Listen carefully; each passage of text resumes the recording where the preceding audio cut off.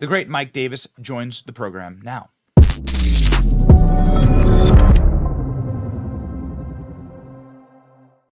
So, Mike, is Joe Biden senile and dementia-riddled and he can't stand trial and doesn't deserve to be president? Or should Joe Biden stand trial for his crimes? There seems to be only two red buttons before us, and Democrats have to push one. They are profusely sweating, they are shaking, and they can't quite seem to figure out which one it is. Well, I think that Biden's special counsel, Robert Hur, is correct that he is a demented man who has a very tough time with his memory. But, you know, as we saw at the State of the Union address, if you just load up Biden with some drugs, he can get through a speech and, you know, hang out for 4 hours after as those drugs are working through his system. So, okay, you could load Biden up with drugs and then he would stand trial, right? I mean, so Democrats seem to be very ungrateful here because Robert Hur seems to have found all of the criminal findings that Joe Biden, all the way back to the Senate stuff. That's what really cued me. And now you worked in the Senate. To be a senator and to take classified documents, you have to walk into the SCIF yourself. Staffers don't go into the SCIF. Only the senators go into the SCIF, the secured vault. And then Joe Biden was squirreling out and hoovering away documents from that SCIF as a senator and was using those documents to make cash money. He was writing books based on those documents. How is that not a crime? Well, it is a crime. It's clearly the willful retention and disclosure of national security information, national defense information, classified information, which violates the Espionage Act. Remember, this was Merrick Garland's decision, Biden Attorney General Merrick Garland's decision to charge President Trump for presidential records that President Trump was allowed to have in the office of former president, guarded by the Secret Service, funded by Congress with federally funded staff and security clearances. Garland charged Trump for presidential records Trump was allowed to have under the Presidential Records Act, while Garland did not charge Biden for 5 stashes of stolen classified records from Biden's time as vice president. And as you said, Ben, even as a senator, how can he explain that? He would have had to have stuffed classified documents down his socks or his pants to get them out of the Senate SCIF. Biden had disclosed classified information to his ghostwriter where he got an $8 million advance for his book. This ghostwriter finds out that Biden Attorney General Merrick Garland has appointed a special counsel after the Biden Justice Department got caught secretly colluding with President Biden's personal attorneys for 2 months to cover up these stolen classified records. The ghostwriter deletes the evidence, obstruction of justice, and not a damn thing happens. So they're prosecuting Trump for records he's allowed to have. They're not prosecuting Biden for stolen classified records and obstruction. So the number one most annoying thing you can do is scream 2 tiers of justice, 2 tiers of justice. Like, it's really pointless in this career, Mike, to just scream about things we all know. The sun is hot, the sky is blue, birds fly in the air. Like, it's stupid, right? So we know that there are 2 tiers of justice. The precedent that's being set here seems to be obviously a horrible one. So the DOJ comes after you, and all you do is then feign that you're a forgetful guy, and they say, "Oh, shucks, too bad. Mike Davis is a forgetful man. He's just old fuddy-duddy, Mr. Magoo." And, he eats he opens up a packet of beef jerky and he eats the little white baggies in there, right? With the gelatin, he's just dumb. He's a dumb guy. So then he doesn't get charged. This is effectively what the Department of Justice is doing. Have you ever seen anything like this? Yeah, I have not. I would say to President Biden, don't eat any white baggies laying around the White House, because you could have another State of the Union night, man. So just be careful. But I would say this, that it's very obvious that the Biden Justice Department has been politicized and weaponized to go after political enemies and protect political friends. And it could not be any more clear with Jack Smith charging Trump, Garland charging Trump through Jack Smith, and Garland not charging Biden through Robert Hur. How do you fix something like this? I mean, because this just really, it seems like a really, really bad precedent, because what I just heard listening to the entire last 3.5 hours of hearing is Robert Hur being like, this dude, Joe Biden, straight up broke a lot of major laws in America.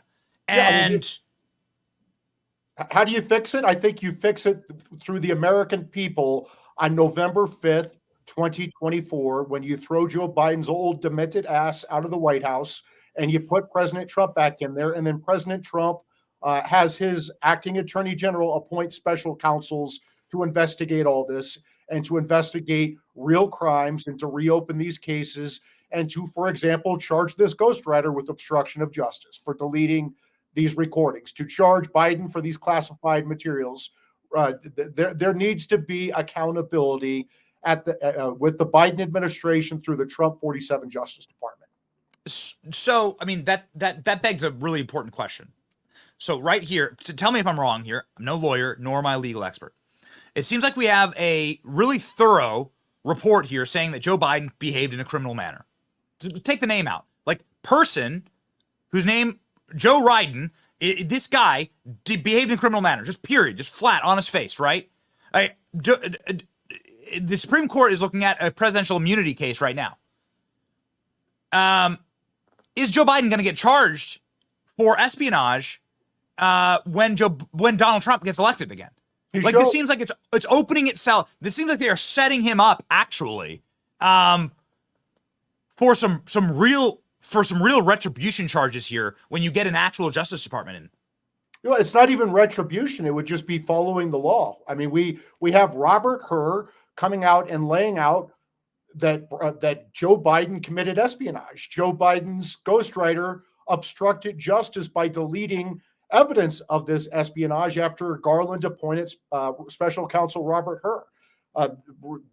You saw Garland, through Robert Hur, declining to prosecute his boss, Joe Biden, right? This needs to be reinvestigated after Trump wins the White House.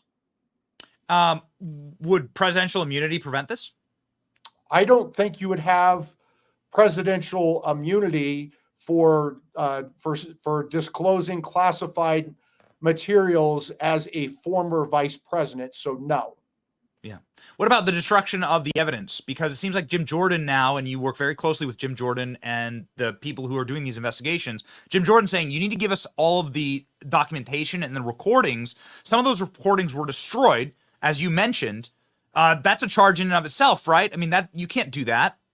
No, I mean, the ghostwriter destroyed his recordings where then former Vice President Joe Biden is knowingly disclosing classified information to his ghostwriter after Joe Biden got this $8 million advance to write this book. That is clearly a violation of the Espionage Act. And then when this ghostwriter found out that Hur was investigating this, he deleted the evidence. He deleted this recording of Joe Biden committing espionage. So that's obstruction of justice. Joe Biden, according to Robert Hur, is this lovable, demented man who apparently can't stand trial, but he can be the president of the United States. How does Robert Hur explain not charging the ghostwriter? Yeah, I mean, perhaps that's a question for you, Mike, because the real question here is what's going on, actually? Because for 3.5 hours, a dude was just like, these guys all behaved criminally. I'm not going to charge them. What's going on here?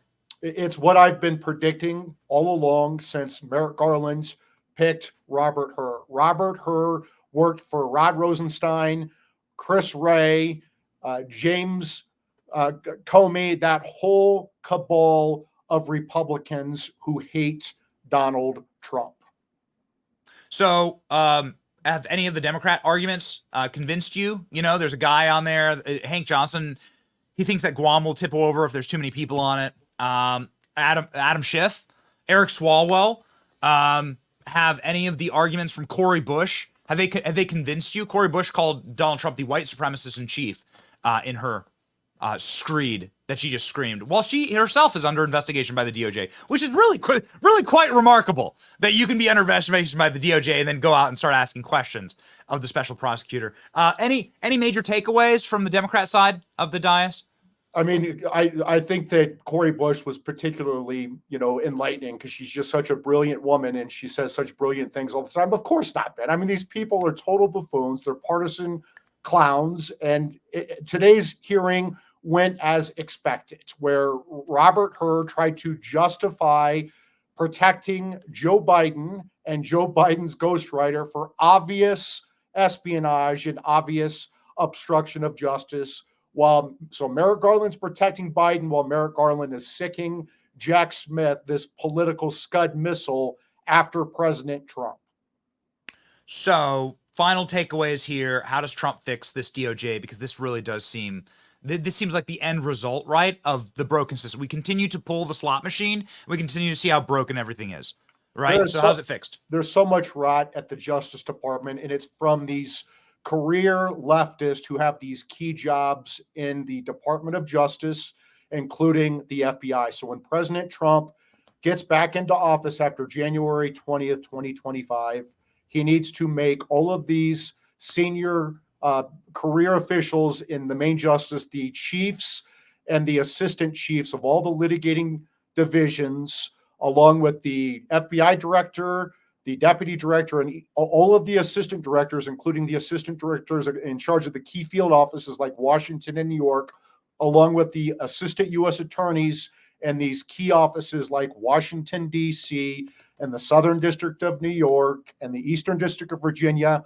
They all need to reapply for their jobs. And in the meantime, they all need to be reassigned to border cases to enforce our border. And maybe they can help change diapers. Well, Joe Biden's not around anymore. They don't need to help change diapers. And it's really easy to shove documents down your pants when you are wearing a diaper, Mike. You didn't even think about that.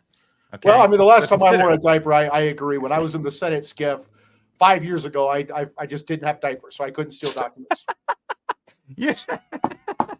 Yeah, yes, that's right, Mike. It does seem as though actually you've been serving in the Senate since you were a wee baby. You know, obviously how the system works. You are the most effective at delivering true change and in delivering a 9-0 Supreme Court ruling in favor of Donald Trump and in favor of the rule of law. We're thankful for your work. If you wish to support Mike, you got to go to the Article 3 Project. You got to go to the Article 3 Project and then also follow Mike Davis on X. Mike, what are you working on right now? There's a lot going on. We are constantly defending President Trump, his top aides, his lawyers, January 6th protesters who are being persecuted by the Biden Justice Department, parents who are being targeted by the Biden Justice Department for being outraged by gender chaos and the resulting rape in high school bathrooms. We're protecting Christians who are being targeted under the FACE Act, while Biden gives amnesty to BLM and Antifa and Hamas and abortion industry activists who are terrorizing America. We need to fix this broken justice system, and the only way that's going to happen is putting President Trump back in the White House after November 5th, 2024. Can we click on Mike's new avatar? I didn't know this. I didn't know Mike had a new avatar. So it's Mike smoking a joint or a Marlboro Red. Not sure. I know he lives in a tough neighborhood, so he probably can get access to both. And wearing a MAGA hat and has on a pair of Joe Biden aviators. But the aviators they're closed. So you're wearing them in a very special way, and I think that's pretty badass. I've never seen anyone wear glasses like that, Mike. Thank you, Ben. I have to give credit to Natalie Winters on Steve Bannon's War Room for coming up with this new avatar.